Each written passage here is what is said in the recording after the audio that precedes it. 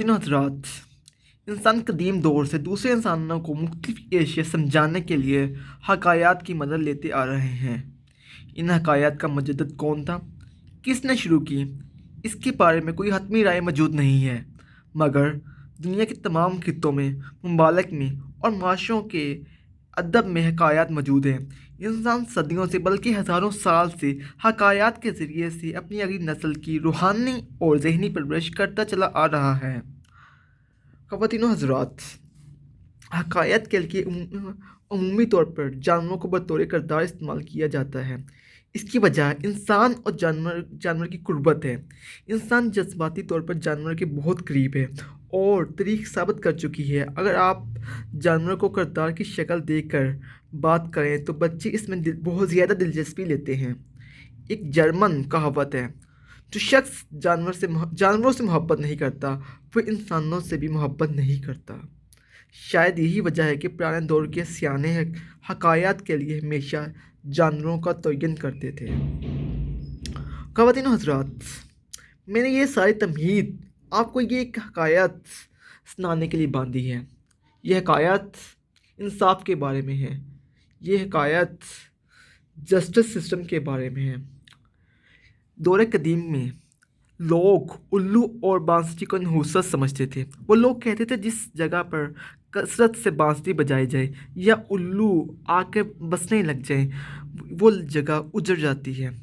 यही वजह है नीगिस के रोम की कच्ची आबादियों को आग लगा दी थी तो इसने महल की छत पर बैठकर बांसुरी बजाई थी। वो बांसुरी के ज़रिए लोगों को ये पैगाम देना चाहता था कि रोम की कच्ची आबादियाँ नहुसत की पहचान थी, इसलिए मैंने उसे आग लगा दी। और नीज के ही दौर में एक दफ़ा एक तोता और तोती कहीं उठकर जा रहे थे और रास्ते में एक वीरान गांव था, वहां आकर बैठ गए। तोती ने तोते से पूछा, ये गांव क्यों उजड़ा हुआ है? तो तोते ने जवाब दिया, मेरे ख्याल में उल्लुओं की वजह से। इसी वक्त कोई उल्लू भी यहाँ से गुजर रहा था। उसने तोते की ये बात सुन ली। वो उसके पास गया और उसे अपने घर पर आने की दावत दी। अगर आप लोग वो उससे कहता है कि अगर आप लोग मेरे घर आए डिनर पर तो मुझे बहुत खुशी होगी। तोता और तोतू ने ये दावत कबूल कर ली। ये दोनों शाम को उल्लू के घर पहुँचे। उल्लू ने दोनों के लिए बहुत शानदार दावत का एहतमाम किया था। तीनों ने इकट्ठे खाना खाया और खाना खाने के बाद तोता और तोती ने उल्लू से जाने की इजाज़त चाही। उल्लू ने मुस्कुराकर तोते की तरफ देखा और बोला, आप जा सकते हैं, लेकिन तोती नहीं जा सकती।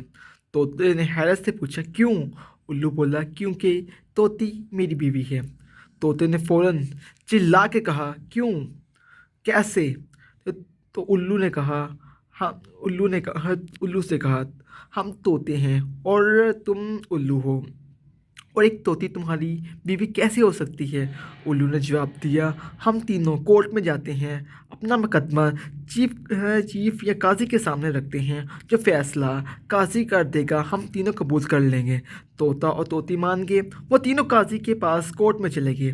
तोते ने काजी को अदालत में मुकदमा दायर किया। काजी ने उल्लू की तरफ देखा।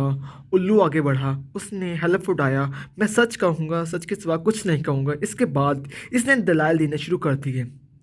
उल्लू के जवाब में तोते ने भी दलाइल दिए, लेकिन बदकिस्मती से उल्लू के दलाइल तोते की निस्बत ज़्यादा मजबूत थे। काजी ने उल्लू के हक में फ़ैसला कर दिया। अदालत बर्खास्त हो गई। तोता रोता रोता अदालत से बाहर जाने लगा तो उल्लू ने आवाज़ दी और उसे कहा, तुम अपनी बीवी को साथ लेते जाओ। तोते ने हैरत से इसकी तरफ देखा और बोला, ये अब मेरी नहीं है, ये अब तुम्हारी बीवी है। अदालत ने ये डिक्लेयर कर चुकी है, ये अब तुम्हारी बीवी है। उल्लू ने कहका लगाया और हंसने लगा और जवाब दिया, मैं तुम्हें इस अदालत में इसलिए लेके आया हूँ कि तुम्हें ये बता सकूँ कि मुल्क उजड़ने की वजह उल्लू नहीं, बल्कि माशरे में मुल्क में उल्लुओं के नहुसत नहीं बल्कि इंसाफ की कमी है। इंसाफ की कमी के बायस ही माशरे उजड़ते हैं, तबाह होते हैं। उल्लू ने कहा, इस मुल्क में इंसाफ नहीं क्योंकि ये मुल्क वीरान हो रहा है। इसके बाद उल्लू ने एक तारीखी फ़िक्रा कहा। उसने कहा, जिस मुल्क का निज़ाम अदल उलट اور شفاف ہوتا ہے، اٹل اور شفاف ہوتا ہے، اس ملک میں کبھی زوال نہیں آتا۔ لیکن جس ملک کے قاضی بے ایمان، عدالتیں بے انصاف ہوں، اس ملک کو دنیا کی کوئی طاقت برباد ہونے سے نہیں بچا سکتی۔ اس نے کہا، نحوست الوؤں میں نہیں، بے انصافی میں ہوتی ہے۔ چونکہ اگر تم معاشرے کو اجڑنے سے بچانا چاہتے ہو تو ملک میں کبھی بے انصافی نہ ہونے دینا۔